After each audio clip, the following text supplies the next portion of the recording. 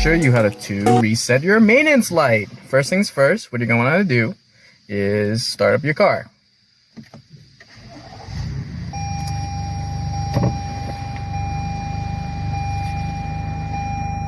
Now you'll notice that you have a notification for maintenance required. However, if you're like us and we're on top of it and we already took care of it, all you have to do to turn it off is by first looking at your steering wheel. You're going to want to press this button right here to bring yourself to the home screen. Now from there, you'll go back to the buttons and the controls on your steering wheel. Using the directional pad, you're going to want to navigate all the way to the right.